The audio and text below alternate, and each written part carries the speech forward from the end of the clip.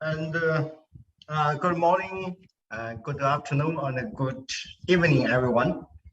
And I'm Hong Tuju, and I represent the organized committee. And I want to welcome you to this Reinforced Learning for Intelligence Transportation System workshop at IJCAI 2021. Welcome, everyone.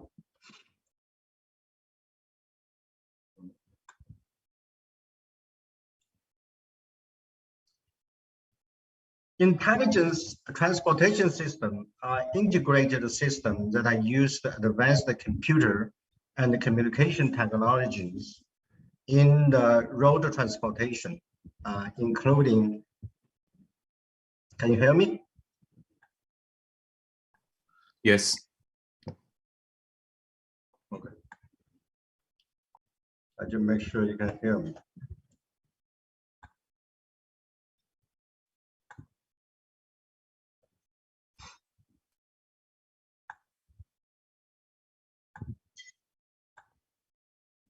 Sorry for that.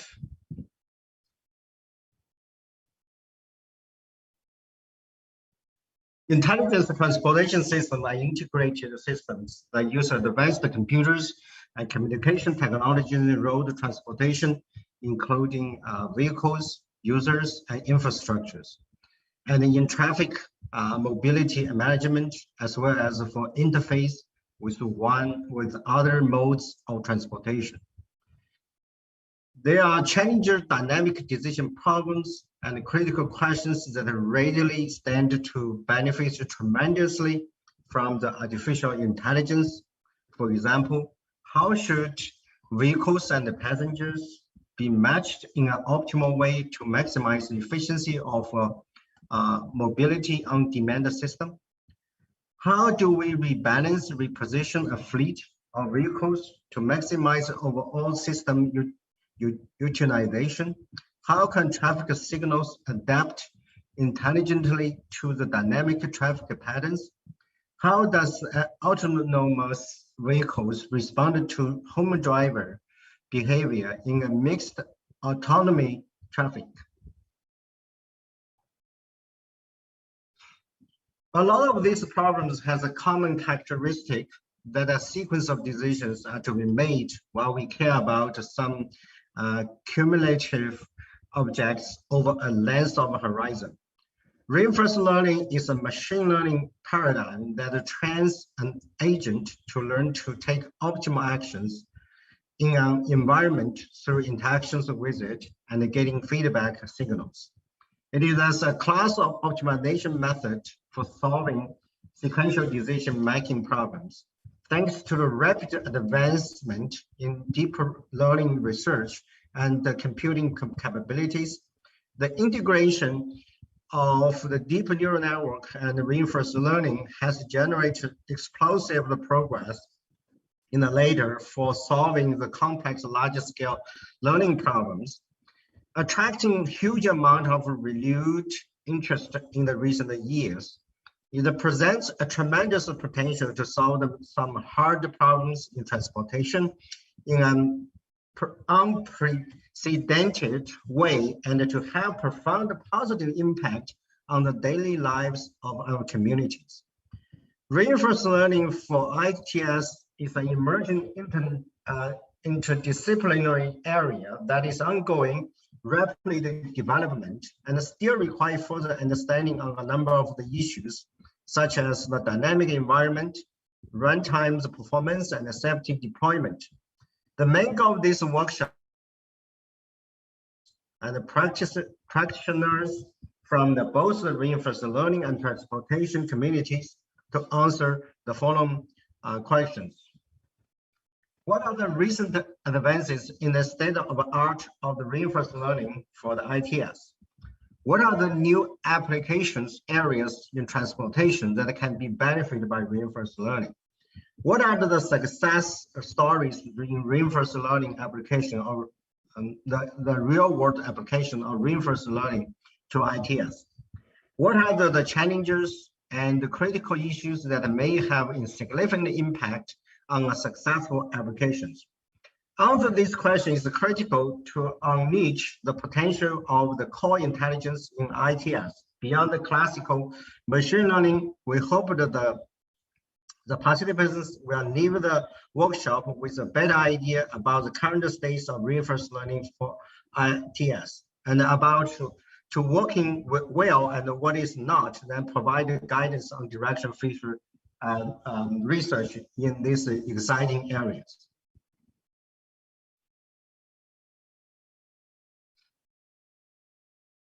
And here are the four organizers and for this workshop, including the Professor Lime Paul from the University of Montreal, and Dr. Tony Chen from the Informs and AI Labs at the Mountain View, and also the Professor Rison from NC State, and myself from UNC Chapel Hill. And here is the program schedules, and we started from 10:30 and until to 11 tonight. And we have here's the basic schedules. In the morning we have 2 invited section talks, and also in the afternoon we have 1 invited talks. Also we have in the morning we have additional spotter night from for 3 papers. In the afternoon, we also have a spotter night for 3 papers. In the night, we have first we start with a spotter night program. Then we also followed with 3 invited talks from the 3 keynote speakers. And here are the keynote speakers, and including Dr. Javier Alonso Mara from the Delft University of Technology,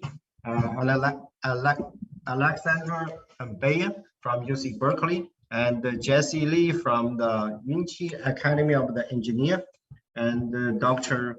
Junno from the Huawei Lowe's Arc Lab Canada, and Pradeep Varankanth from the Singapore Management University, and also Professor He Yang from the Hong Kong University of Science and Technology.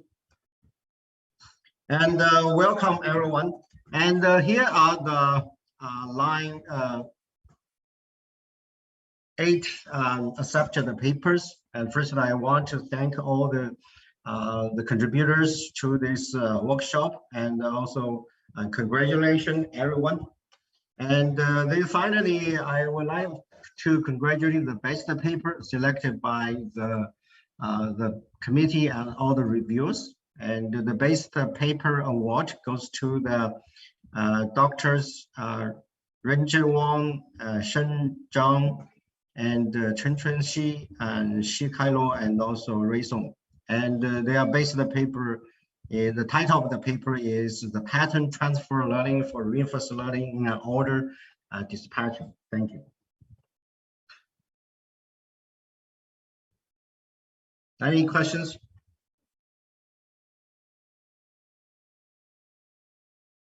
If there are no questions, there's no further ado. I would love to end my slides, stop sharing. Next talk. Jun, could you please share your screen?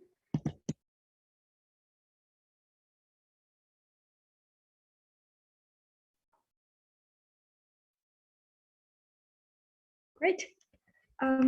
So Dr. Jun Luo studied computer science at Peking University and has a PhD in computer science and cognitive science from Indiana University, Bloomington. He previously taught cognitive science at University of Toronto and worked for several small and large companies. He joined Huawei Technologies Canada in 2016, where he currently serves as a distinguished researcher as part of the Huawei North Arc Lab for Artificial Intelligence. Dr. Luo will talk about bootstrapping behavior simulation for autonomous driving today. Without further ado, Jun, please get started. Yeah, thank you, Dr. Song, for the introduction. Can you folks hear me okay? Yes.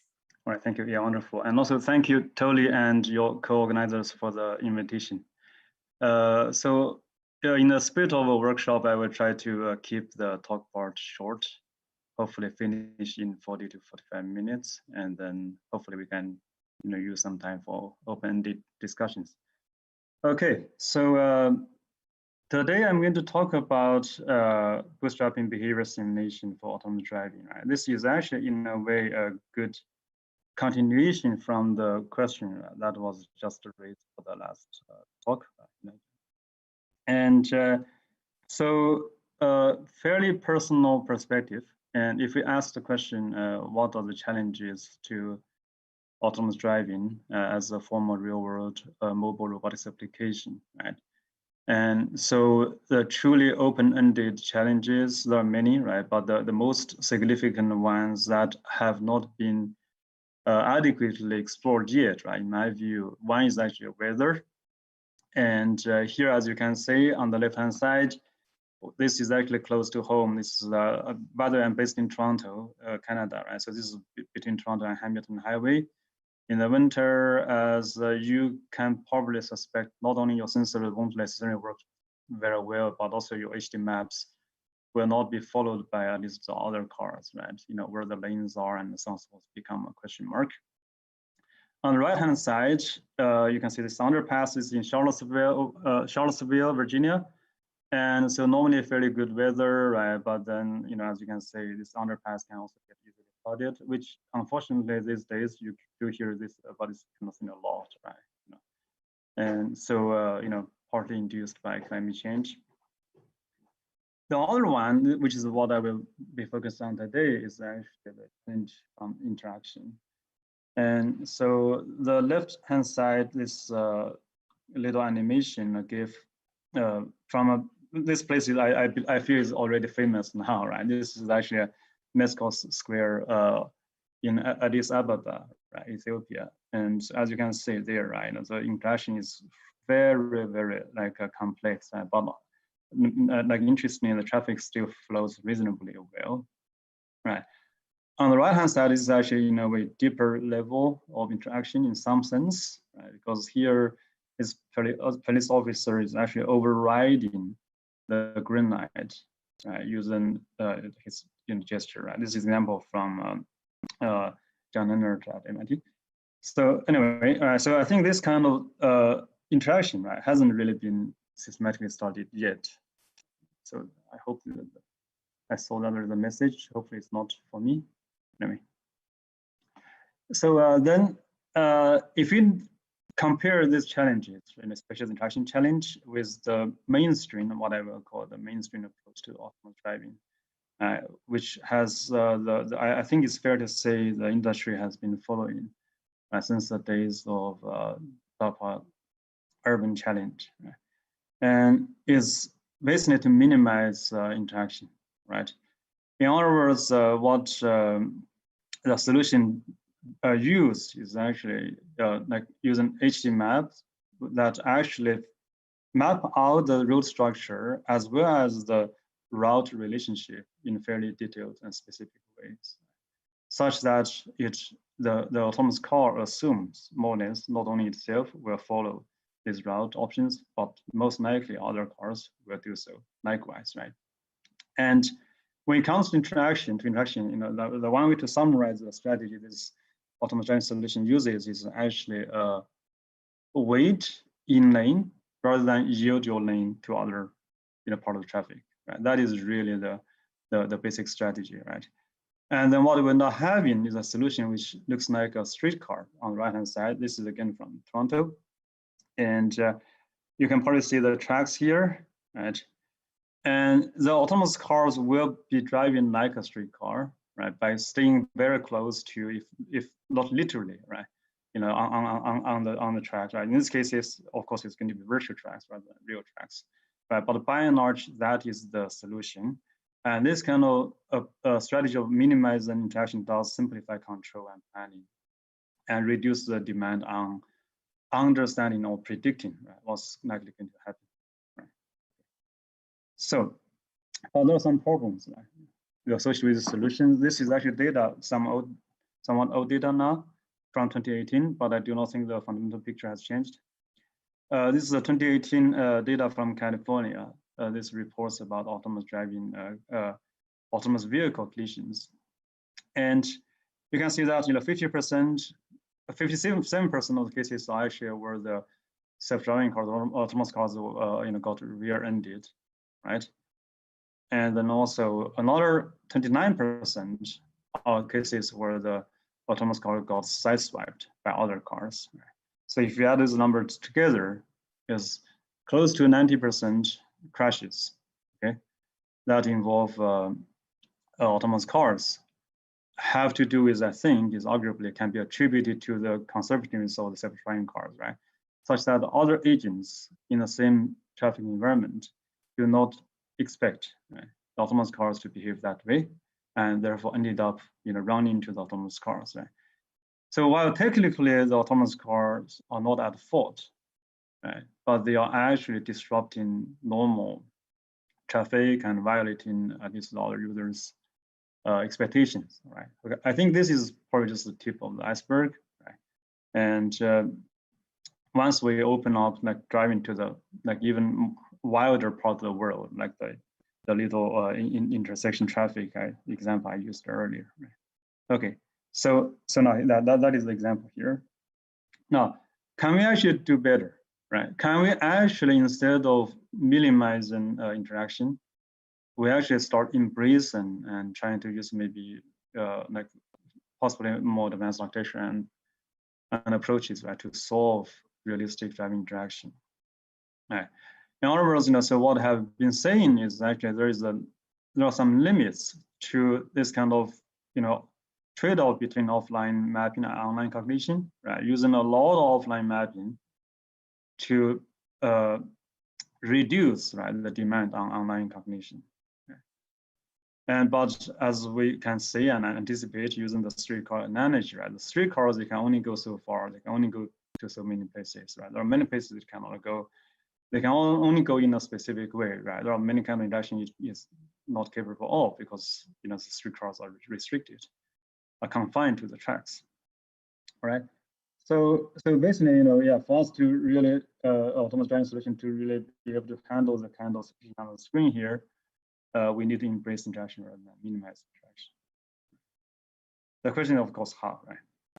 So sort of one high-level conceptual point here is actually, I think in robotics and we are used to thinking about and deal with dynamic systems, right? But in this case, because we are driving in an open environment, right, where there are, as Tony pointed out earlier in his question, right? So there are many other social agents, right, whose behavior cannot be simply captured using some sort of characterization of them as simple physical dynamic system.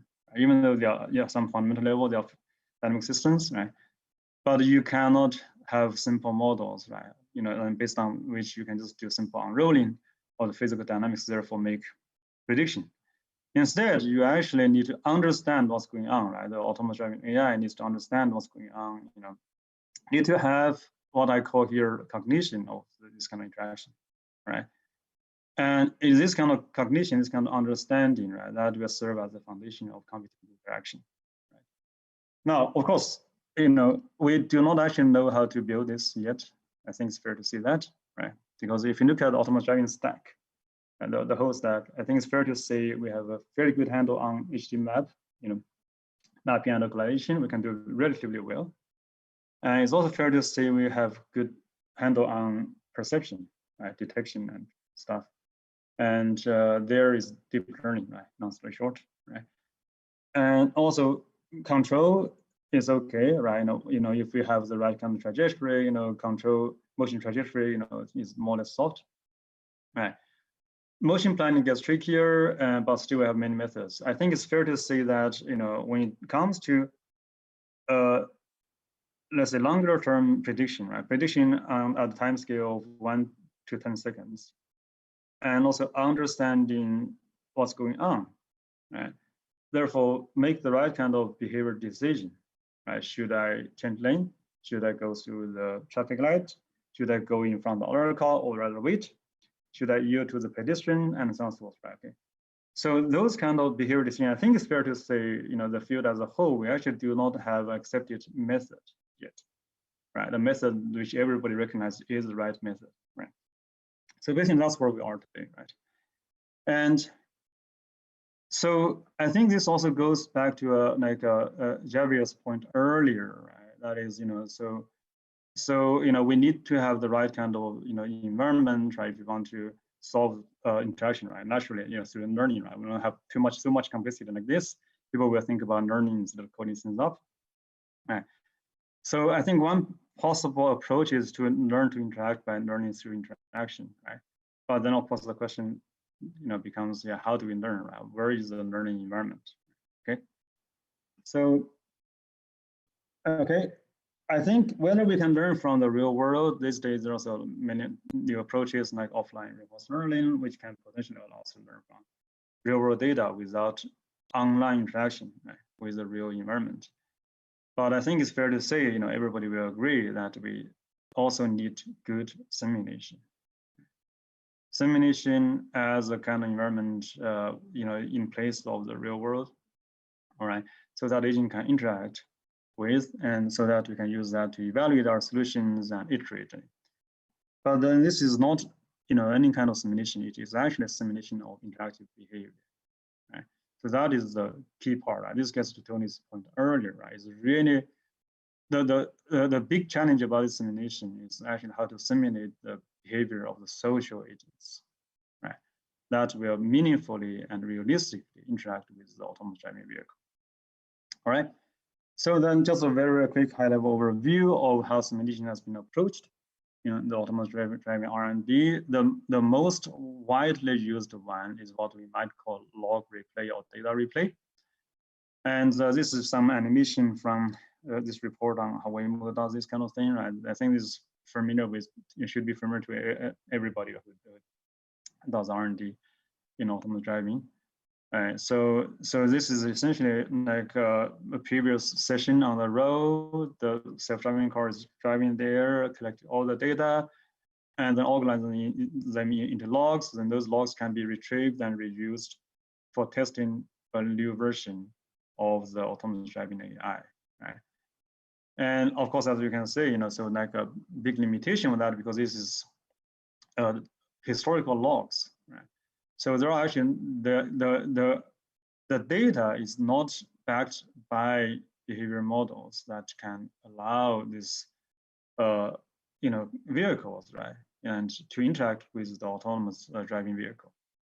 All right, so that is a limitation, but it's actually fantastic for open loop regression tests and so on. Right, so that's log replay. And then we also have this wonderful research from Uber and also NVIDIA. Uber on the left-hand side is Uber's LiDAR thing, which came out last year. And where they can actually simulate realistic LiDAR scans now. Right? This is fantastic. And also NVIDIA, as you can say, that's their strength, right? Where we can get a fairly realistic rendering, right, of traffic scene. So this is actually provides a sensor data synthesis.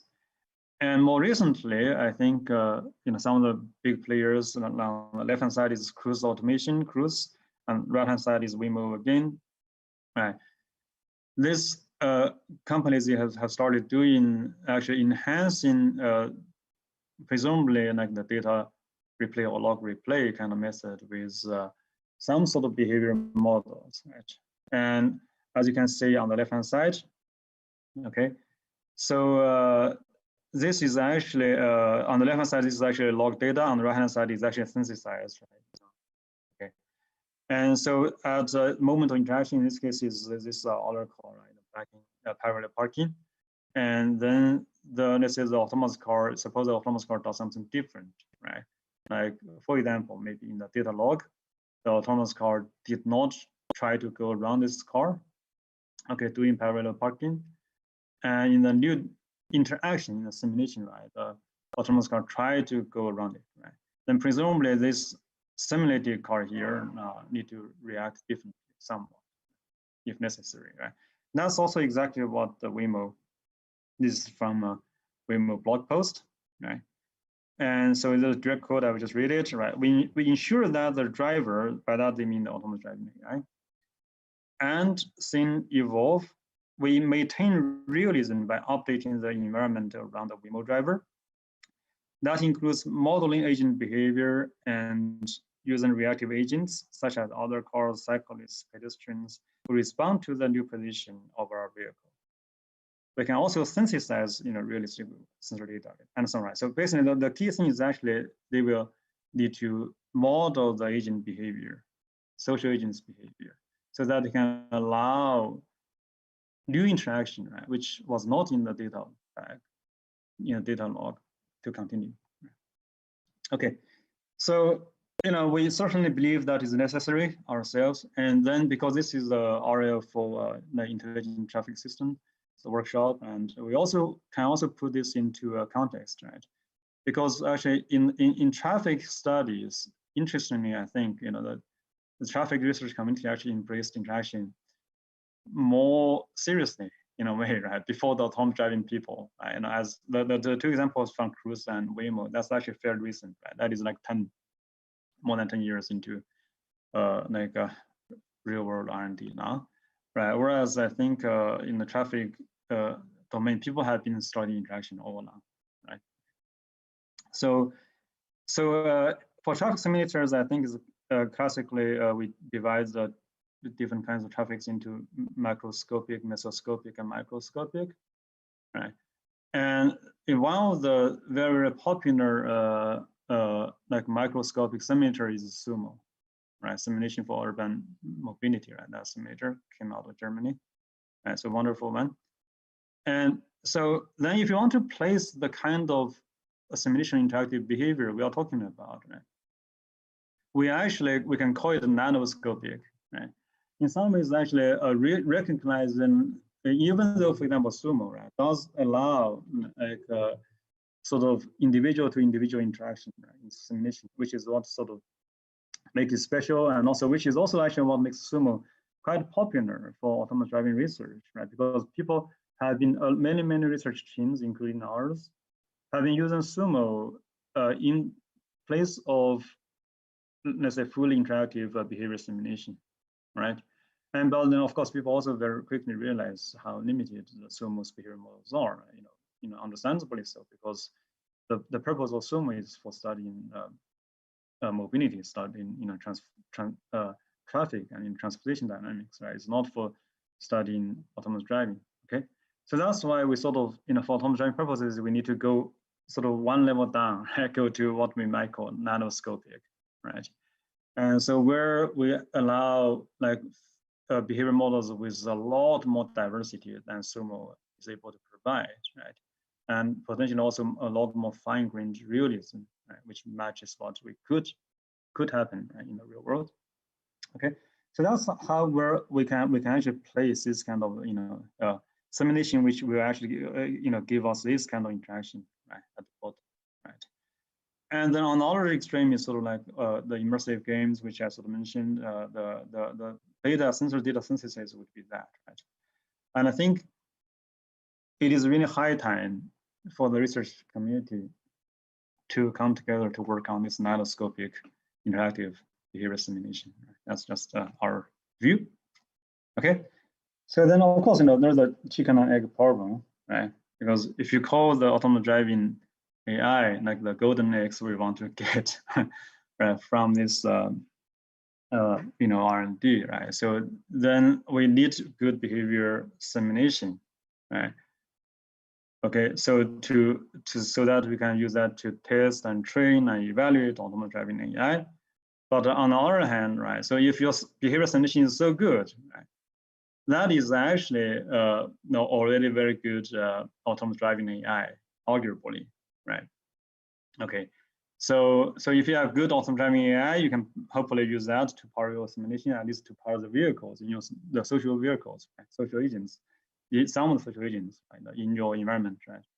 Okay, and yeah, so then you basically end up having this kind of chicken and egg dependency, right? Of course, as good engineers know, whenever we have a chicken and egg problem, we have also an opportunity for applying bootstrapping strategy to get us out of that kind of problem. Okay, so how do you do bootstrap? Right, then we can basically, through a combination of a lot of things, we already know a lot about how things behave, right? Even though maybe fairly coarse-grained at very high level, but nevertheless, we can code things up, right? And we can code up an IDM like Sumo does, okay, and then which will provide some basic behavior, that will give us some sort of baselines. Then we can also learn from real data, right? We can use the millions of miles of data, collected on Waymo, other companies, and to do imitation learning, right? As I mentioned, we can also, these days, we can also potentially do offline reinforcement learning, right, to learn from the real world data. Then we can also use reinforcement learning to do, what I call learn through play, right? There, what is reinforcement learning is actually good at is help us explore, help agents explore.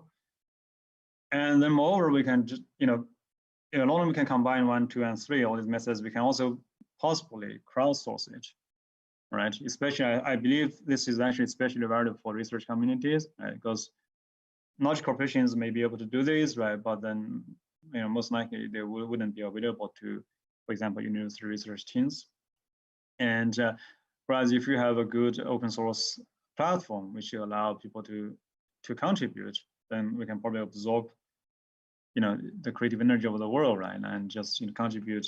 You bring your own chicken, right? To lay a different kind of egg, and to hatch new chicken. That sounds right. Anyway, right? So basically, the metaphor here is actually we want to build a behavior model farm, right? Roughly, or behavior model zoo, right? So that's how we get generations and hopefully better and better eggs, right? And better chickens too. Okay. So just to summarize what I was talking about just now, this is sort of like a like bootstrapping logic, right, of the behavior model farm, right? And so we have a social agent zoo, right, where we can have different sources using different approaches. They all contribute towards the zoo, and then we can draw the social agents from such a zoo. Right? And hopefully all these agents will actually interact with the shared simulation environment using standard interfaces, right? And then through this, we can also train and validate or whatever, right? Like more agents. This is of course, for now limited to maybe passenger car kind of agents, or maybe if companies do autonomous driving for trucking, like trucks themselves, right? Okay, but nevertheless, right? If those solutions can also be contributed back, right? Contributed back to the zoo through. Sorry, let me get my cursor. But yeah, through like the self-play kind of loop, it's contributed back, to the zoo, to the community, then use that to power extra simulation. We start having like an iterative multi-generational structure, right? So that's basically the bootstrapping logic. I think it should be fairly obvious.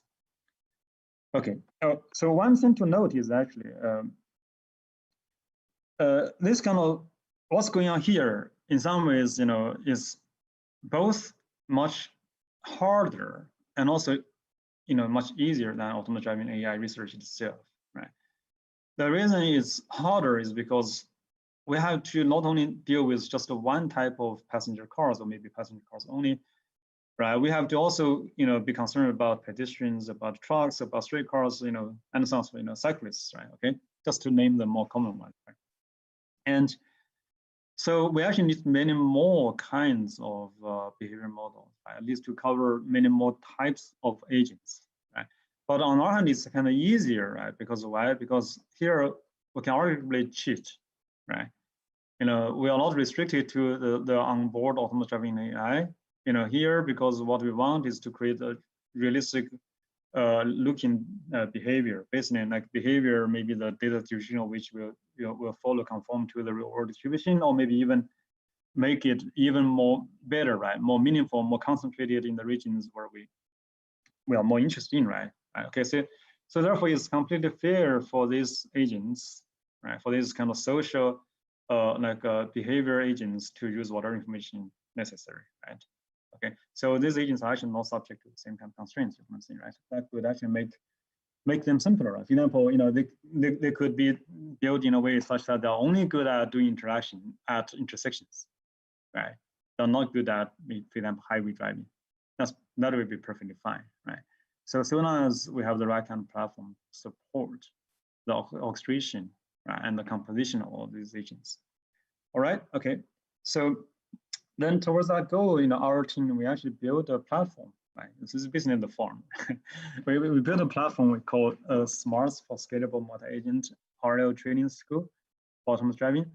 So we had RL there because in some ways, actually, one good test, right? One good test of this consumption platform is whether it can adequately support RL. We know RL reinforcement learning agents, they're actually very, very good at debugging things for you, right? So because it sort of like has this, it is necessary, does, well, more or less, right? Exploration, okay? And so if this environment is rich enough and also encodes the real world kind of constraints well enough, right, to support our training with this, like actually pretty good, right? So we call it multi-agent RL, but with the understanding that actually it can incorporate and also use it for studying many different approaches, right? So it's called Smarts. Right? Okay, so I think I'm going to skip some of the detail here, right? But anyway, right? So Smarts at high level is just for bootstrapping release interaction and some features and some standard platform integration, research friendliness, right? And then to support that, we also have a composition architecture. One key thing here is actually we will want to be able to compose like the social dynamics, right? So the social traffic interactive dynamics through multiple agents, right?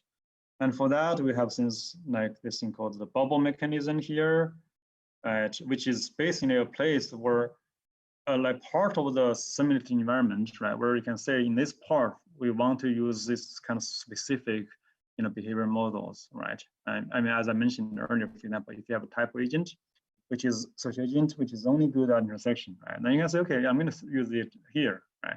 But as the social vehicles going out of that bubble, we can maybe transition into a simpler model, maybe IDM or whatever, right? So that's sort of the idea, right? So we have some sort of bubble mechanisms to enable this kind of composition. We also have this kind of scenario studio mechanism, which will allow the researcher or the user to specify, how the scenarios are constructed, what kind of agents used on the agent zoo, and so on and so forth. Right? Okay. So, and then finally, this is just illustration of the bubble. You can sort of see the bubble mechanism at work, right? In this right hand side, some, from the change of the color of the agents and so on. Anyway. Okay. So then, all right, let's put this together and see what let's look at how things look like. So these are just sample models, right? They're actually trained from an early version of Smarts, right? As you can see, the red ones, the red vehicles, I hope the animation works okay enough for you folks, right? And here we have 3 different kinds of agent architecture. One, at least trained differently. One use just 3 or 4 learning with augmented environments. One used curriculum learning. One used RL actually, but with low-level optimal control. And so this is actually trained in sumo traffic, right? And looks like this, red, pink agents can drive fairly competently, right? I think, like a challenging and winding road here, right? And so it looks all wonderful and nice. And then let's do something else to test them. Now, what if we put them together, right? So if you pay attention to the left-hand side, right? So actually at the beginning, there was a case where they bump into each other. And also you see this guy just, so this is bumping into each other. And you also saw that actually at this curve, at least one of them actually ended up flying off the road, right? So at least this kind of behavior, right, can be attributed to the fact actually these vehicles were all trained using environment that is only has sumo controlled vehicles, right? Whereas now we put them together, right? Okay, they become part of each other's environment, right? And we essentially have induced a distribution shift here, and which actually gets creative problems, right? for these agents, right? So I think it's fair to say the RL model, right? Like is not robust in itself, right? Okay, so how to validate the RL models and so on. So that is arguably also part of the chicken and egg problem, right?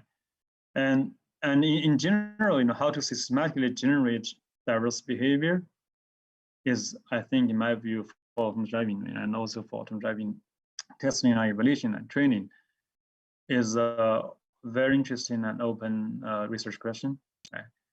And I think one thing we can reference we can make here is probably to the population-based training, right? Like reinforcement population-based training in what we saw from AlphaGo, AlphaStar, and so on, right? Okay, and I mean, like the DeepMind folks have done a wonderful job there, very, very impressive, right?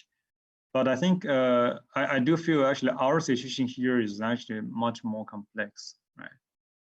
Because first of all, what we are dealing with is not a game, right? So if it's a game which can be fully digitally and also even discretely sometimes, like the game of Go and stuff, fully captured, right, with complete information kind of environment, is so much easier, right, for you to do the simulation. There in a game of Go and chess, the simulation part is trivial, right? AlphaStar is much more complex, of course, right? It requires a full game, video game and all that. But still, right? So there is no extra constraints in terms of the simulation, the evolution, and all that. Also need to conform to real-world constraints. Right? So that is actually something, like a real-world mobile robotics application, right, autonomous driving, has to respect, has to honor. Right? That's one thing, right? Then secondly, autonomous driving is actually is not a zero-sum game, right? Is heavily multi-agent.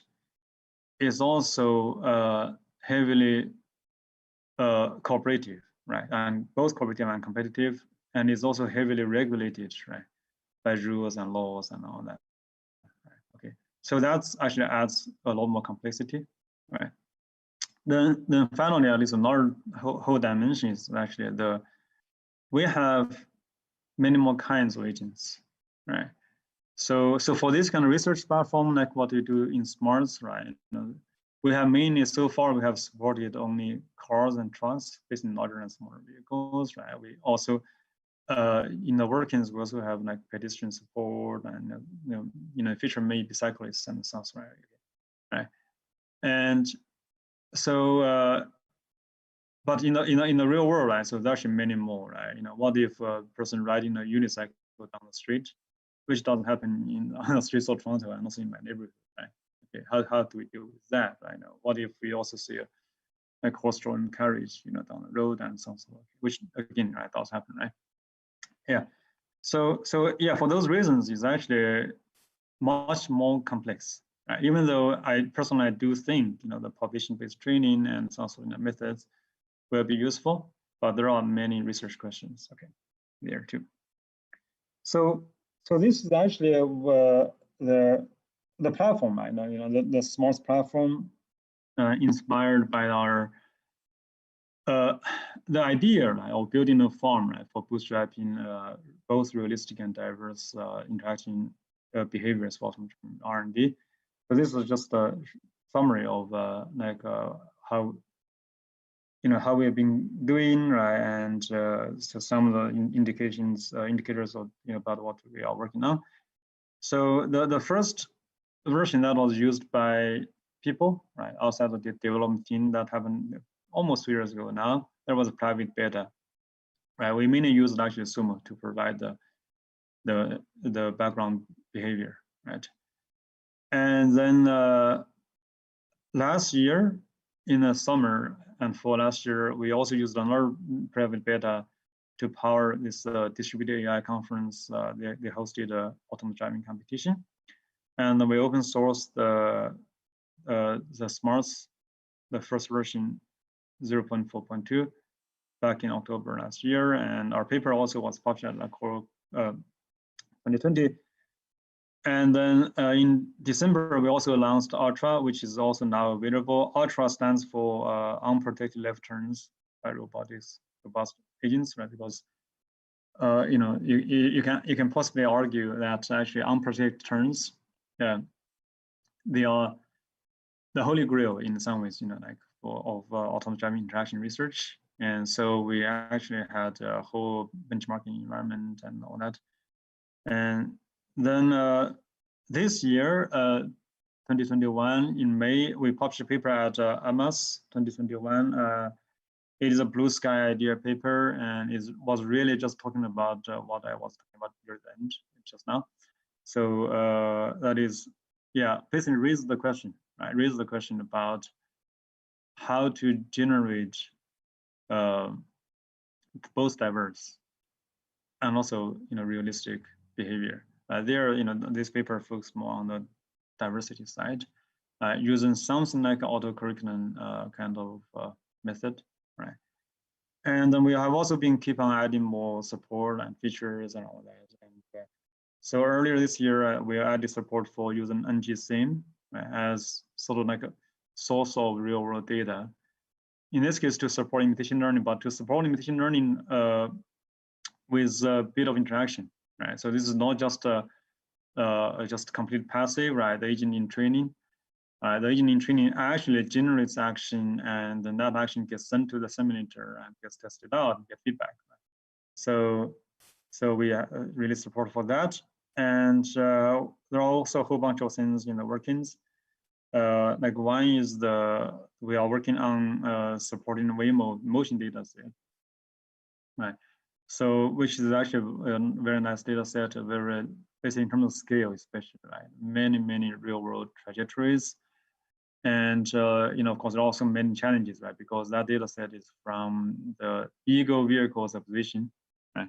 From the autonomous driving cars observation, right? Which tends to be spotty and, you know, with things come and go and so on and so forth, right? Yeah, it's actually quite interesting challenge. So we are working on that. And we're also working on some sort of auto curriculum, as I mentioned, right? And basically, the reason this auto curriculum here is really relevant, right? Sorry, let me just expand on that a little bit. Is because we sort of want to, you know, like building this farm, right? You know, it's hard, right? And it's going to take a lot of time, you know, and inevitably a lot of the work will be done as manually, right? Okay, so we cannot automate everything, right? But however, we do want to automate as much as possible, right? So that's what the auto curriculum is about, right? You know, so this actually really goes back to the example I mentioned about AvaStar and so on, right? How to decide which agents to choose, right? To do the training, and you know, how to select, right, agents for inclusion in the next generation, and how to combine, right? If it's not 100% fully automated, how to combine the you know, let's say handwritten agents, you know, with imitation learning based agents, right? With RL, you know, based agents and so on, right? So like all those are actually fairly open research questions. You know, we're also, you know, working on adding pedestrian model, you know, support and so on, right? So yeah, so long story short, is actually basically a lot of work still ongoing. And so if you want, you are absolutely invited to try this thing. Oh, what happened?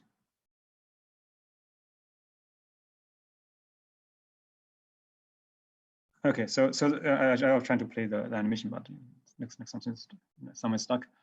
But no matter. So yeah, so that's it's fully open source, like the smart platform itself. And the research papers, some of the research papers I also cited, also online on archive available. And then yeah, it's going to be a journey, and this is still, I feel this is still in early days, and we certainly hope to build this one out, that more and more researchers, at least researchers, right now, will use this one as the platform for validating their ideas, you know, generating new algorithms, new solutions, right? Figuring out how to generate diverse and realistic behavior models, and then use that in turn, right, to check and validate and evaluate and train a new autonomous driving AI. So with that, that's my presentation. Yeah, thank you very much, folks.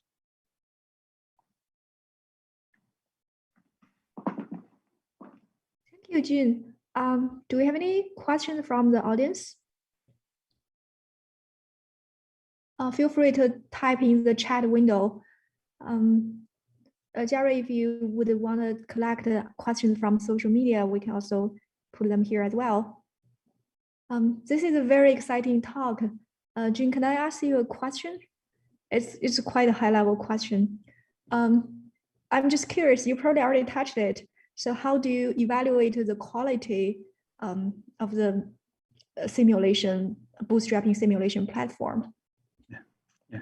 So I think evaluation, there are probably two parts, right? One is the platform itself. There, of course, we care about speed, right? For example, right? Okay. And that actually becomes somewhat complex because here, one thing that's kind of interesting about this way of composing simulation environment, right, by running potentially different kinds of social agents, is that there's computing cycles that needs to be dedicated to the social agents, right? And also the cycles that's dedicated to the environment updates, right? So it's actually the agent updates will be part of the environment updates, right? Okay. So then actually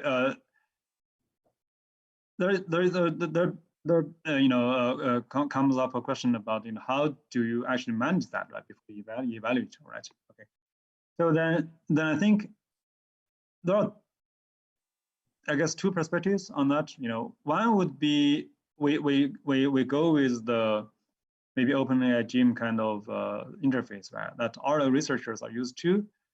They're the model updates and the place inference step, right, is sequential, right, with the environment update, right? Okay, so we certainly support that currently, right? But then that actually does raise the question, right? Like if you have multiple agents, right, they run at different speed, then naturally what will happen is actually your platform will run at the speed of the lowest agent, right? Okay, so suppose we have 5 agents, right? Like A, B, C, D are all fast. E is very slow, right? But then your environment will not update until you get everybody's agents action, right? Okay, so that's one kind of integration, right, which will slow things down. But we also support like ROS integration. I didn't list include that in the list. Is already there. So which will allow the simulation agents to go asynchronous, right? So that will be more like online multiple player online game, right? Where the environment will actually move on, right? Okay, so now, so then you can actually basically evaluate the in terms of the computational speed, right, which matters a lot, right? So now I suspect you care more about evaluating the quality of the social agents, right? Okay, so for that one, we do have a bunch of simple tests for agent, let's say, for the qualification for inclusion in the what we call the social agent zoo. They need to pass those simple tests, right? So for now, those tests are very simple, right? For example, we check whether it's physically realistic, right? Like acceleration, deceleration, shouldn't be, impossibly large, right? Okay. So we check, whether it will actually, violate traffic rules too much, right? It will, for example, constantly drive outside the lane, even when there is a lane and so on, so forth, right? So, and we also have some more advanced checks, like comfort, kind of stuff. Right? Anyway, yeah. So, but for now, the bar, right, for our social agent zoo is fairly low, right?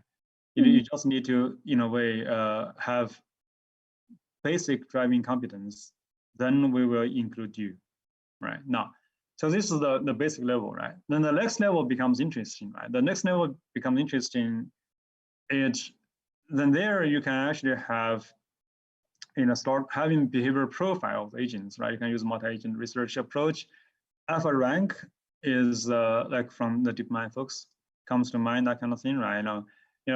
There, of course, they are doing that, like multiplayer, maybe zero-sum games, right? So they can, based on the, like payoff matrix and so on, right? You can do the ranking, right? So there we are actually, some of our colleagues are actually doing research on how to basically extend that way of ranking, doing multi-agent ranking, right? And then that will be the kind of thing which will inform us about, the future inclusion, right? But the only answer, right, to your question is, we absolutely do not have a full suite of, solutions, right? Like adequate solutions, right? Okay, to this evaluation question, right? Yeah, and then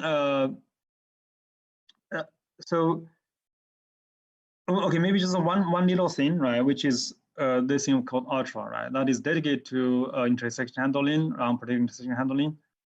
And there, naturally, we can also use the benchmark itself as the evaluation metric. So, for example, if we need a agent which does unpredictable left turn for inclusion as the social agent, it needs to do well on that benchmark. Right? So, yeah, there are those things we can do. Yeah. So there's more theoretical front and completely rule-based, heuristic-based evaluation, and also behavior, like the benchmark-based approaches. Yeah. I see. This is very interesting. The reason I'm asking is, as you mentioned, you see there are several checks or tests already implemented in your system, and the criteria may not be that high because it's still at an early stage.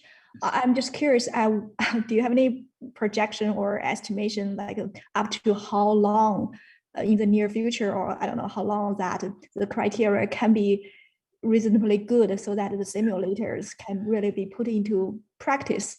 Well, so yes, to be clear, right? Okay, this simulator we do not intend it for industry use, right? Yeah. Okay, just to be blunt, I mean to be quite honest, right? So and we intend this one for like research use, right? I see. Yeah. So yeah, because for example, like actually, if you want it for industry use, right? So then we will probably have to cover many more kinds of agents, right?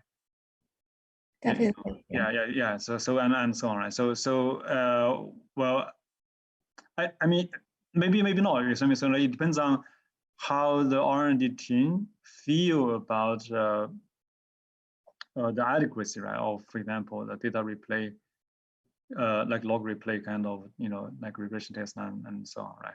But we do not intend for this one to support industry use. But on the other hand, it's like published under MIT license, right? If anybody wants to take it and develop, towards those purposes, that's perfectly fine. Right? Yeah.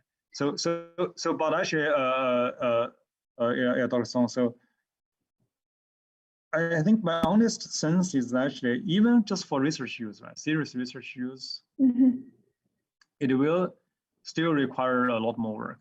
Yeah. And what will the more honest answer to the question is, okay. So in terms of our team's contribution on this front, it will come in the forms of maybe paper after paper, okay. But we absolutely welcome others to also contribute, right, because it's just open source, right? So yeah, if you have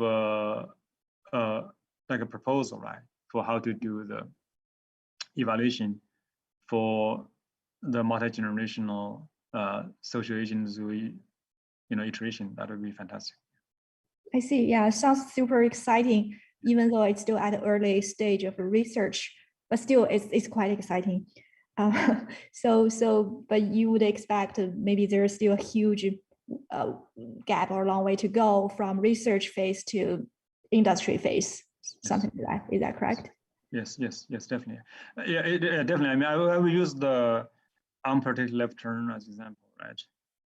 And so what we have found is this, okay, for now we have actually built like an unpredictable left turn benchmark, okay? So we actually have a fairly elaborate set of scenarios for training our agents, okay? And so, there we believe, what we have there is, to the best of our knowledge, is probably the best RL environment, the most serious RL environment for training and testing RL agents, right, for particular left-turn handling. Okay, right. And we were able to do that just using Sumo again, right, for the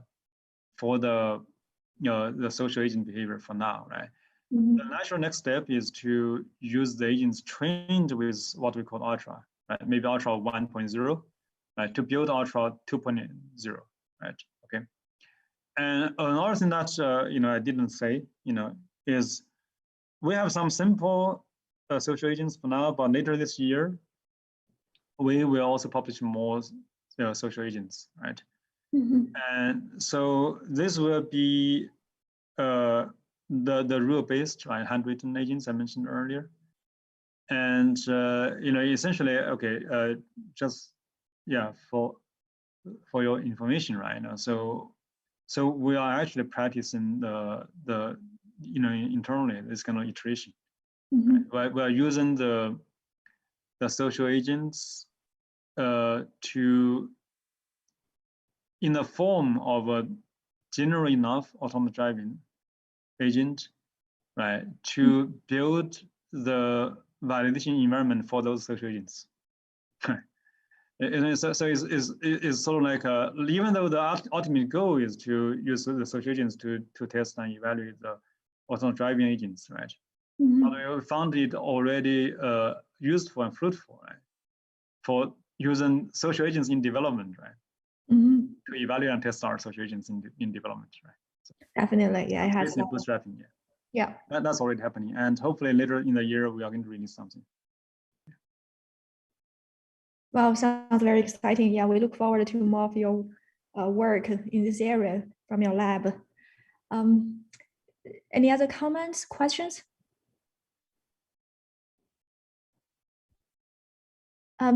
If not, let's thank Dr. Luo for this very exciting talk. And I think we may be able to give a few minutes back. Right now, we have 7 minutes to the next session, the spotlight session. So we can take a break. And of course, if you want to talk to Jun, feel free to ask him questions in the chat window. And during this time, yeah, it would be great if the speakers from the spotlight session could send a message in the chat window just to make sure you're here and you can talk on time. Thank you all. So maybe we'll see you in 5 minutes.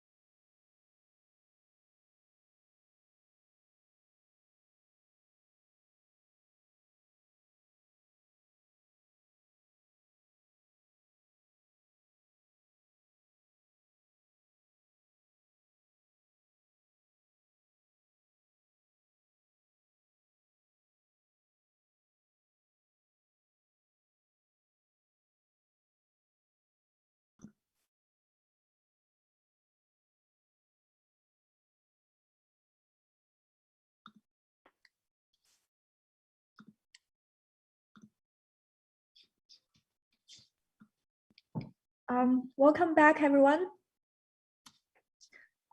Let's start our first session of Spotlight now. I think it's right on time. We have 3 talks in this session. Each talk takes 15 minutes. The first paper is bounding the inefficiency of the route control in intelligent transport systems. So Charlotte, you're the presenter, right? Yes. Yep. Welcome. Okay. So hi, I'm Charlotte, and this is joint work with Paolo Tui at the University of Warwick. So the motivation behind this research is thinking about what happens when there's a situation where all vehicles in a network have their route controlled by some sort of navigation application, which we call an operating system. So for instance, if an entire town or a subsystem of roads has only autonomous vehicles on it.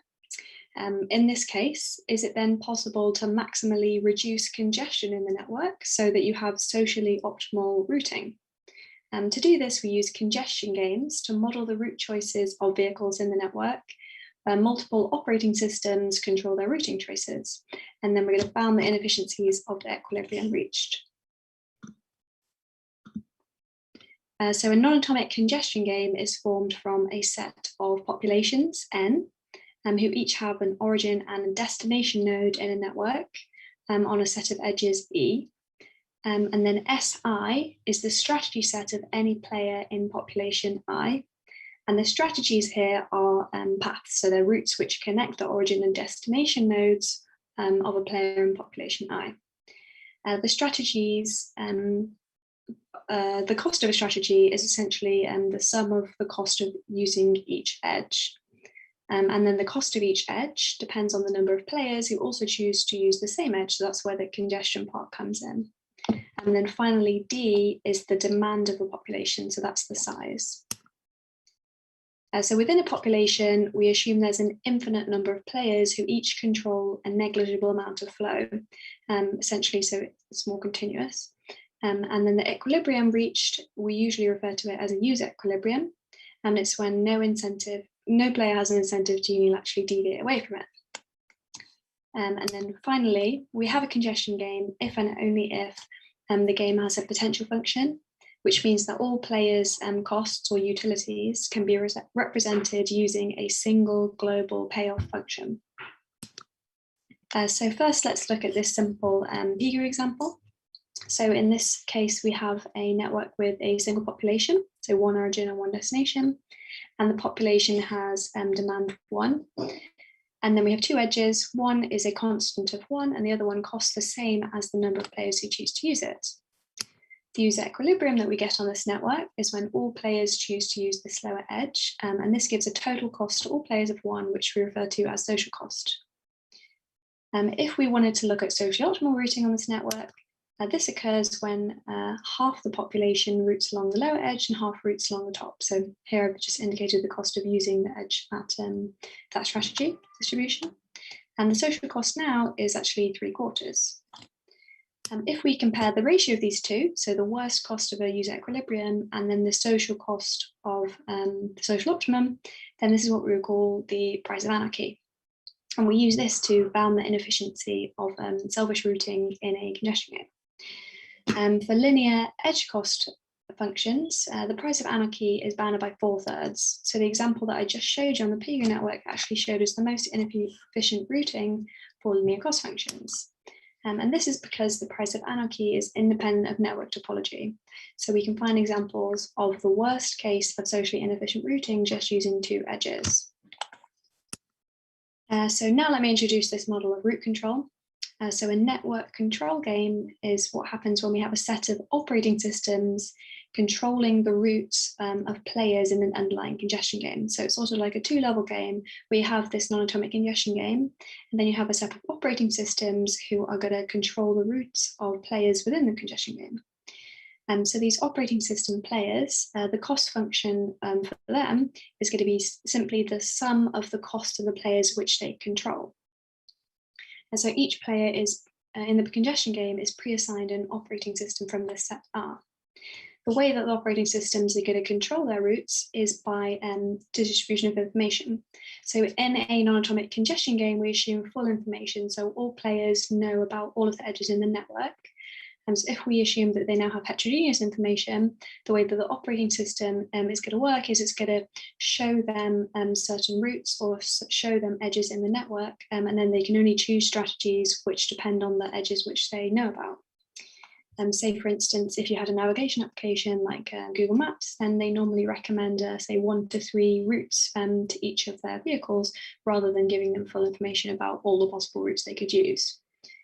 So the best strategy for an operating system is to only recommend a single route, since then each player would have a unique associated, there would then be a unique associated user equilibrium in the underlying congestion game. So this is better for them. And so we restrict the analysis to this case, but it could be an extension to think about what happens when you give vehicles the choice between routes rather than just restricting it to a single route. And then finally, the other definition is that of proportionality. So we say that all operating systems, if they control the same amount of a population as each other, then we have a proportional game. The first result here is that the network control game is actually a congestion game because we can write an exact potential function for it.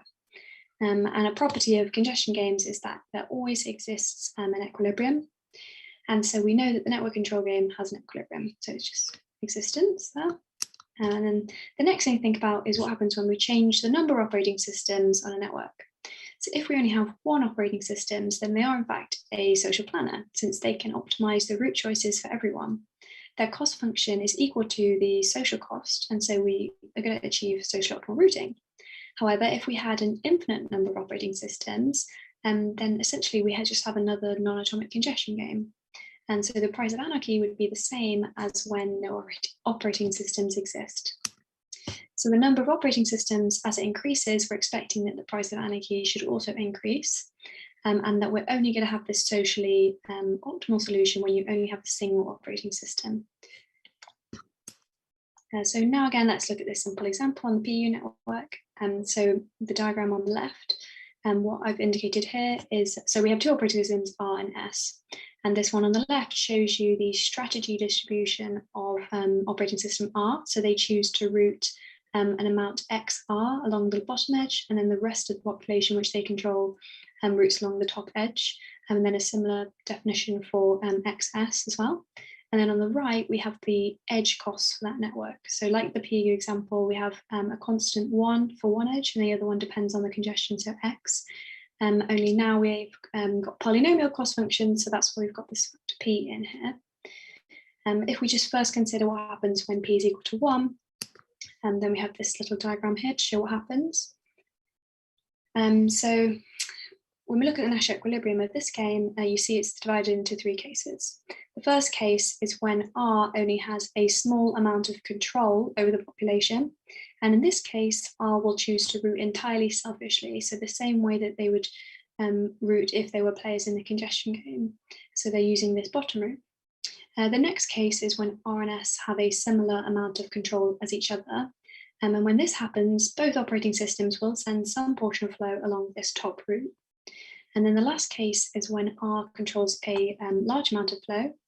And when this happens, it is then best to route socially optimally. So by splitting the flow which they control along the paths 50-50. And since the game is symmetric, S will play in the same way. So remember that in the example before, we saw that 0.75 was the socially optimal cost for the PU network. And then 1 is the social cost of the user equilibrium. So by having 2 operating systems controlling the flow, we have definitely improved the inefficiency of the equilibrium. And so it is better, but the only place where it's socially optimal is when you have this dr parameter being either 0 or 1, which means there's essentially just one operating system controlling flow on the network, and that's when you have this social planner. So the next result states that the price of anarchy in a network control game is highest when the game is proportional. So we could see this on the figure in the previous slide, that when you have this region where the operating systems control a similar amount of flow to each other, you get the highest cost. And this is actually true for any number of operating systems. And then we calculated the exact form of the price of anarchy as a function of the number of operating systems and the polynomial edge cost degree P. So 2 things to note here is that if there's only one operating system, this is equal to 1. So the price of anarchy is equal to 1. So we have fully efficient equilibria. As R tends to infinity, though, we also know that this equation matches the known price of anarchy equation for non-atomic congestion games with polynomial cost functions. So as we expected. So now suppose that these operating systems are in fact multi-agent reinforcement learning agents. So we just run a simple simulation here with asynchronous advantage actor-critic agents in a proportional game. So this is the network we did it on, this Wheatstone network. And again, we're looking at polynomial cost functions. And here is the learning curves for these simulations. And so on the left, it's when we had linear cost functions, and then on the right, it's when we have quadratic. So we're looking at P is equal to 1 or 2. And then on each graph, you can see 3 simulations. So one when there's a single operating system, one when there's 2, and one when there's 3. These dashed lines that you see is the predicted price of anarchy from the equation a couple of size black. So what this indicates is that the multi-agent RL algorithm would be vulnerable to the social dilemma of choosing whether or not to cooperate with other RL agents and achieve social optimal routing.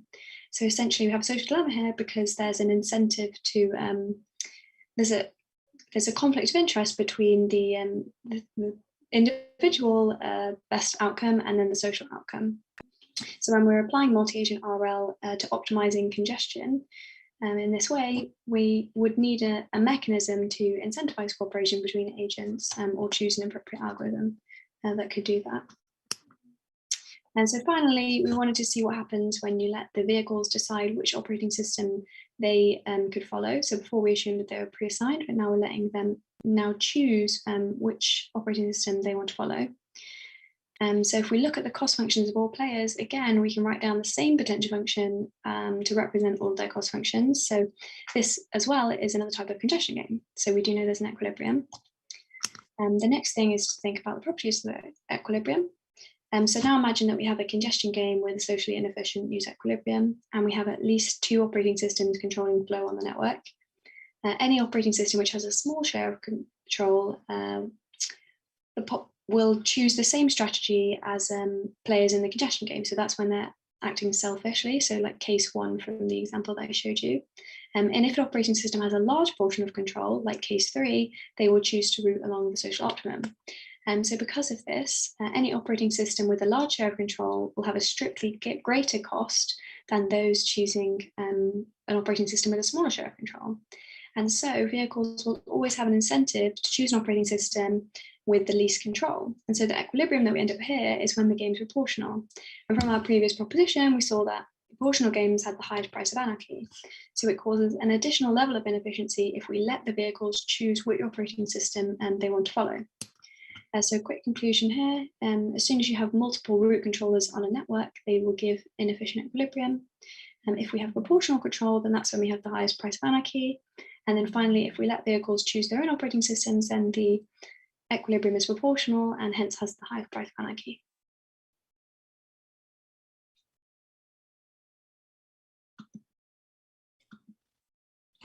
Thanks, Charlotte.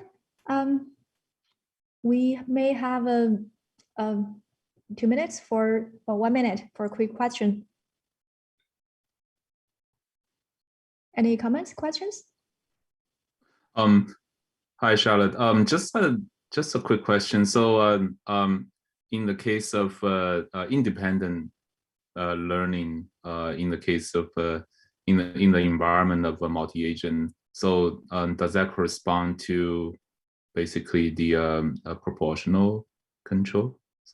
Seems like it's like every vehicle can choose their own operating system.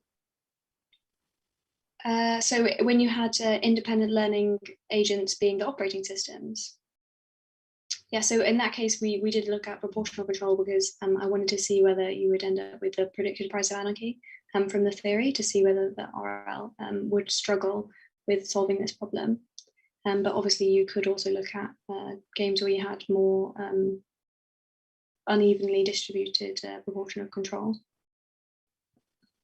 Okay. Thanks. Let's thank Charlotte again. And let's move on to the next talk. Zhihao, can you please share your slides?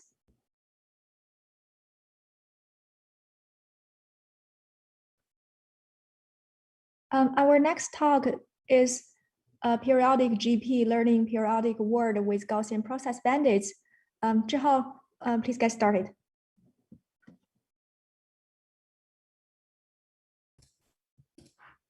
Oh, okay. Thank you for the invitation. So this is how I will introduce the work we did with Henry, Lin, and Ray from North Carolina State University in here, Saclay and Coupon. So the work is represent a periodic Gaussian process. So we with Gaussian process bandit. So let's give you some motivation. So here is the data that we get from pollution data from traffic in Madrid city. So Madrid share the pollution data of different sensors across the city over time. This sensor measures the nitric oxide level. So this is a gas correlated, heavily correlated with generated by motor vehicle and from the fuel burning process. So the question, first, let's look at the data. We can immediately observe a very regular seasoning pattern. So we have the daily, hourly data, and we pull the data for 10 days. So, but we see there's a very strong pattern of daily seasonality. So the question we can ask from this data is, how could we identify some locations of heaviest traffic? So heaviest traffic we interpret here is strong correlation with this NO level over time. So in case if this sensor is not available. So here is the motivation. So by tracking the NO level at different locations over time, we can indeed extend. So a very rapidly changing environment can be observed. So it's a very strong daily pattern. And this different location we can interpret as action in bandit framework. And we observe the reward we can consider is the observation, the NO level. So, and we observe a very strong periodic stationarity. So indeed, this data is, this phenomenon is very general. So I gave you some example in transporting systems, daily pattern of drivers and customer in ride sharing. So we have a very strong demand in early peak time and in evening time. And also we have a weekly pattern. So we have a very difference between weekdays and weekend in traffic, either in city or in the auto route. And we also have some yearly pattern of airline traffic or some auto route traffic due to some holiday season or vacation season. So here is our motivation. So quite often we have some domain knowledge in seasonality. So our study try to leverage it in a bandit modeling. So we can do something, we hope we can do something better than considering them in a contextual variable. Okay, another challenge, particularly in transport system, but I think it's also pretty general, is the division space could be indeed in a continuous space. So for in transport system, the division space could be the locations in the map. So a map is a two-dimensional space. So let's give you some example. For example, Lime decide to where to place the scooter bike and where to place it in the city and where, and also ride sharing or taxi company will guide the drivers to high demand locations in real time. So all this decision related to location can be modeled as in a continuous space. Oh, then some particular solution is obviously we can discretize the space. So, but however, it will usually have a pretty poor performance and also have a very high complexity. Here we adapt the technique of Gaussian process and combine with up confidence bound. So this is a method proposed by Shrimin Vas in 2009. So Gaussian process, I will introduce later. So Gaussian process is a Bayesian tool to approximate a function over a continuous space. Okay, here let me briefly introduce what is a Gaussian process. So Gaussian process, as I said, is a Bayesian framework. If we say function f is a Gaussian process with a prior of mean 0 and of kernel k, then given some observation, we can easily compute the posterior distribution of f. So, and the posterior distribution of f at point x is follow a normal distribution of mu t and sigma t that mu t and sigma t can update using equation 1. So this is a pretty straightforward computation, does not really cost much. But however, it's still more complex than some linear modeling, but the complexity is acceptable. And the figure 2 demonstrated some way to approximate the Gaussian process. We can see that given some observation point, we can narrow down the uncertainty at this point. And for the area we do not have much information, we still have a pretty large uncertainty. Then the solution of Gaussian process UCB is, as I said, is proposed in 2009. Is leverage this information to compute the up confidence bound. So the exact process is that given some observation, we compute posterior distribution of the function f, and we take the action which maximized up confidence bound. So in this left panel graph figure, we choose this point. Then we take action at this point and observe some immediate reward. Then we can update the information here, then iterate to next step. Okay, so this is the work already done in 2009. So what is the novelty in our work?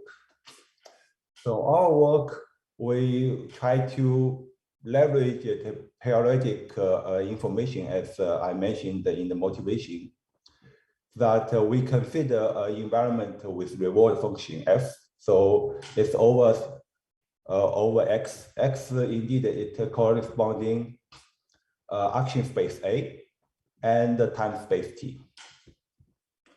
So at each time step, we choose action AT in the action space and receive an immediate reward YT. So the important assumption we give is that the reward function f has some very strong seasonality property over a fixed known period. So tau. So the fixed known period is roughly the domain knowledge that we want to inject in our modeling. So that could have a very strong benefit. So mathematically, the assumption says that f of a and t equal to f of a and t mod of tau and plus some noise term. So the noise term epsilon, we want them not to be big, and we can model it epsilon t in the Gaussian process. Okay, so technically, we try to model the periodicity over time by a periodic kernel. So this kernel says that the kernel k over t of two data points t and t prime is using a periodic kernel that we use the periodic by sinus function. This is a pretty standard technique to model periodicity in kernel language. And then the overall kernel we want to apply in Gaussian process is a combination of a kernel over space over time, as well as a kernel over action space. So for the kernel over action space, in the experiment, we apply the RBF kernel. So the RBF kernel can capture the continuity of the function over action space. Okay, roughly that's the main idea we want to do. We want to do the modeling. Then we summarize the algorithm here. So the algorithm is very similar to the GPU-CB algorithm, but the difference is we have a very specific period top, as well as we have a different kernel k. So given time t, we will update beta t. So beta t is a coefficient usually in UCB, but in our method we have some detailed update rule for beta t. And then we use this Gaussian property of normal distribution to update to compute the up confidence bound, and we choose the best action following this bound. And we receive YT, and then we update the posterior parameter of mu t and sigma t.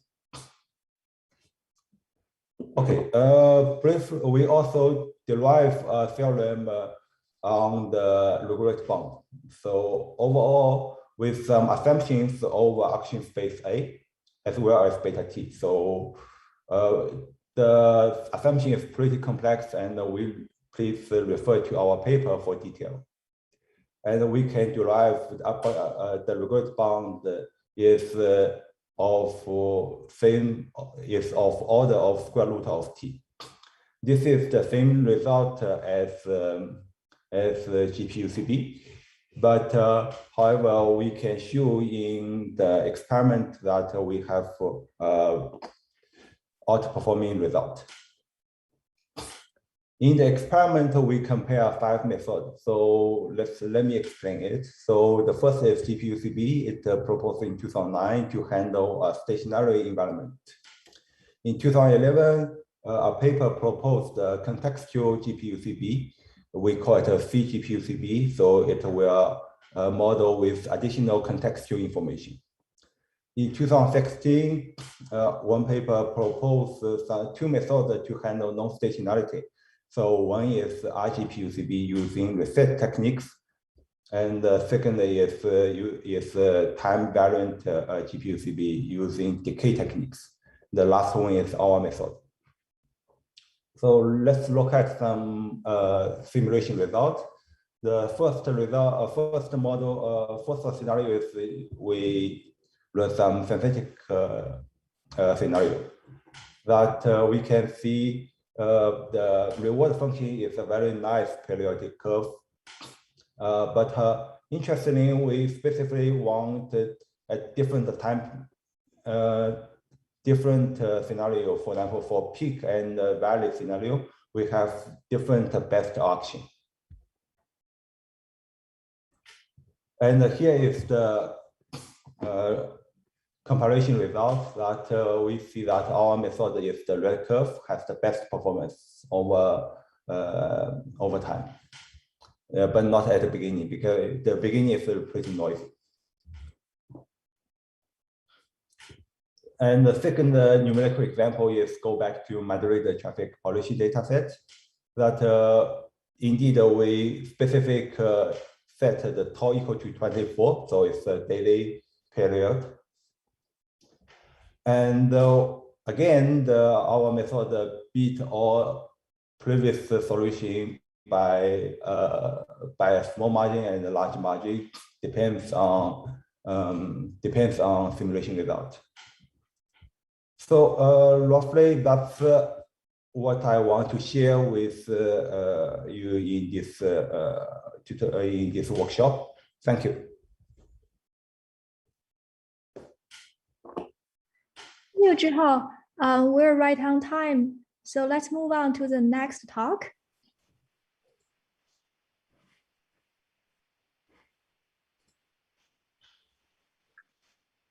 Hello, everyone. Hi, could you share just give me a screen? second. Yep. Yes, I'm starting to share. Just give me a second. Can you see it? Yep. So the talk is a review of real-time railway and metro rescheduling models using learning algorithms.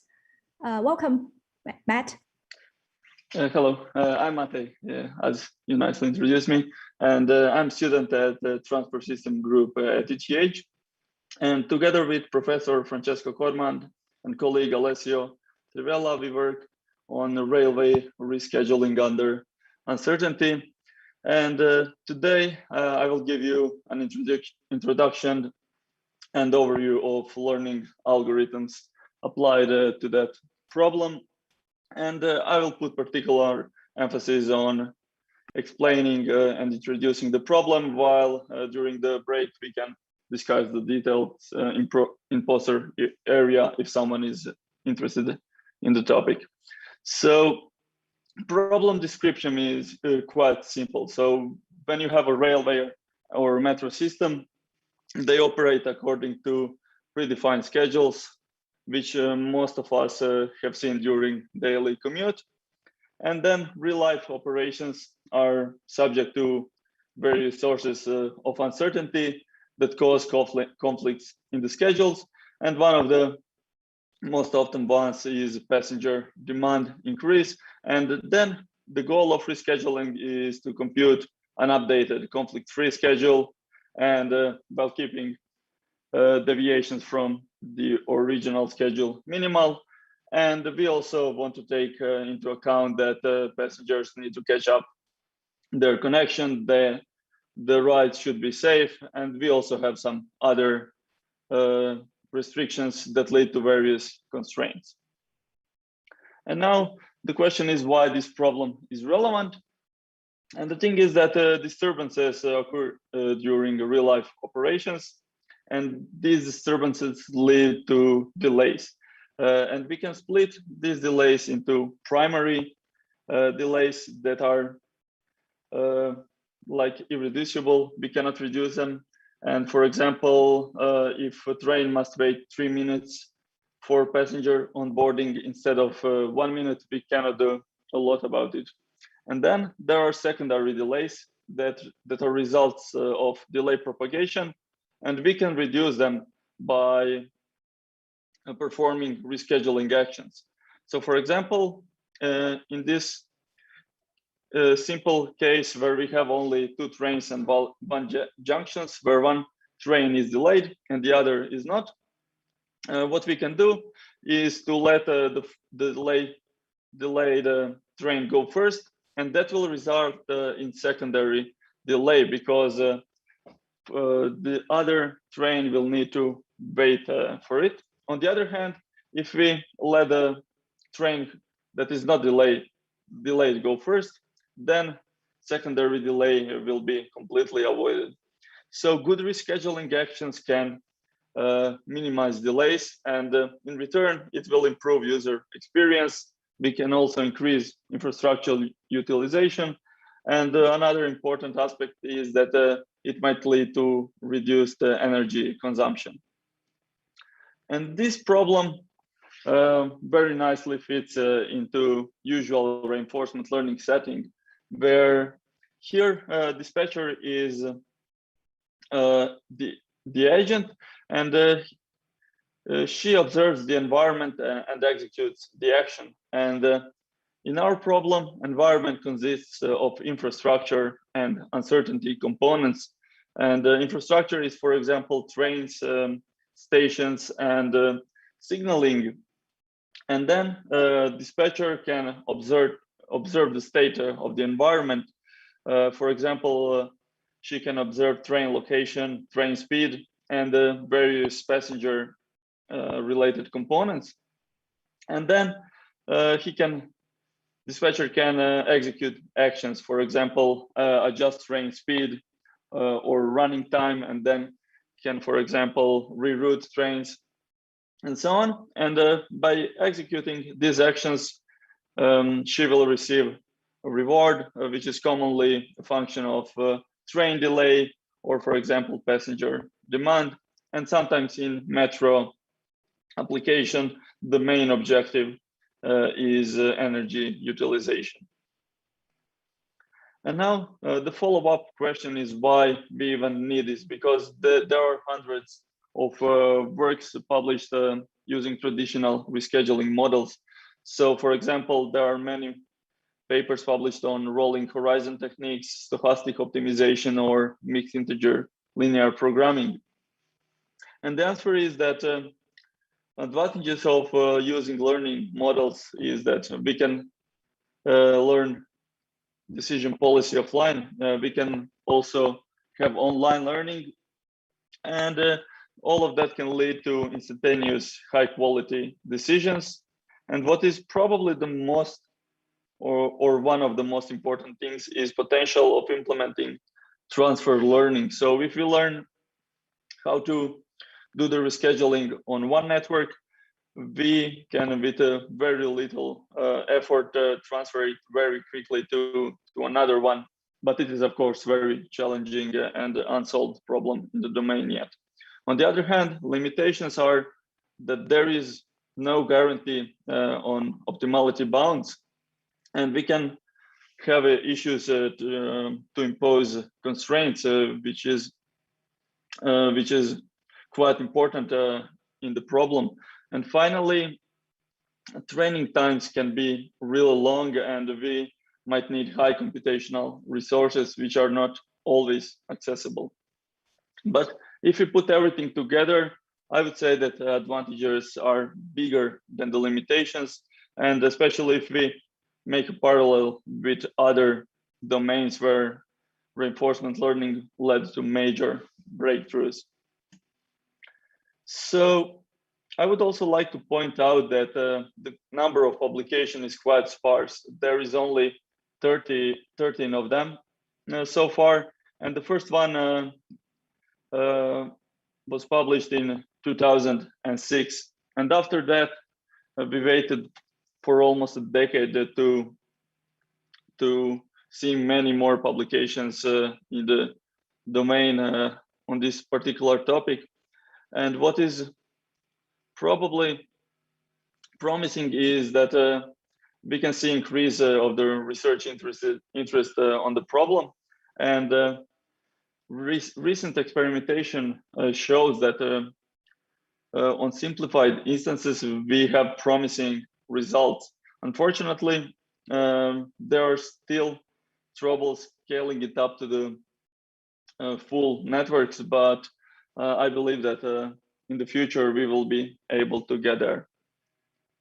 So what people have tried so far is a couple of algorithms. So for example, they tried SARSA, Q-learning, and deep deterministic gradient policy, and all of them are used depending on the context of the infrastructure and the precision and the required precision. So for example, Q-learning is used when we have enough time to train the model in a simulated environment, while SARSA might be used if we actually need to do online learning and when we don't want to cause accidents or deadlocks. While if we need high precision, for example, for metro, then we can control the speed very precisely by using continuous actions, which is well suited for deep deterministic policy gradient. And then recently, there was a flatland challenge which was based on solving train rescheduling problem, and it was one of NeoRIP's 2020 challenges. And during that period, open source Python package for easy environment construction was developed by SBB and the AI crowd.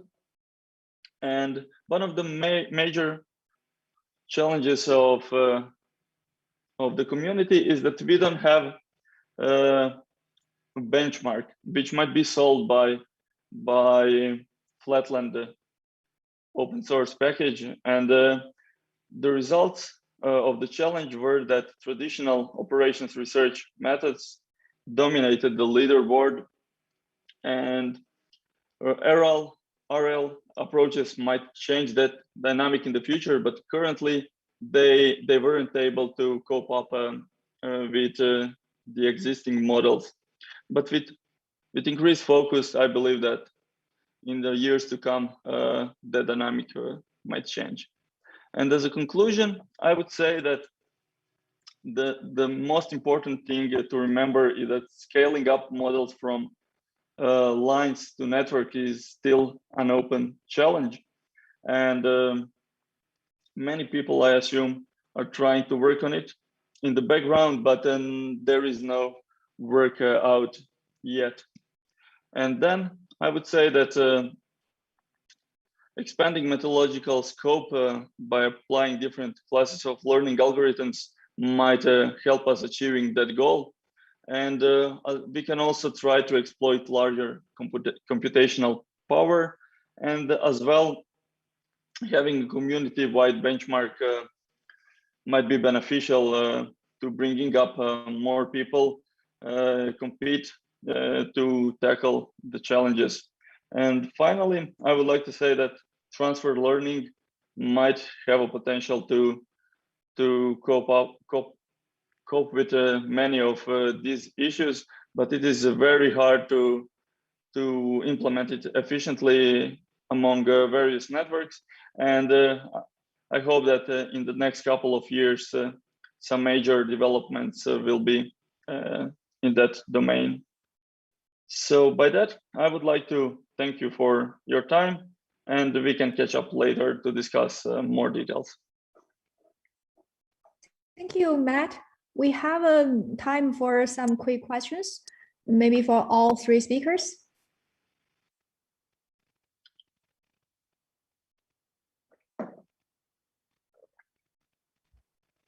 If we don't have a question for now, feel free to contact the speakers offline. And thanks again for the three very interesting talks. I think we can take a break. Please come back at 2:30 Eastern time. So that will be 1:15 minutes later. We're going to have another session. Thank you all for being here today. And I will see you in 1 hour and 15 minutes.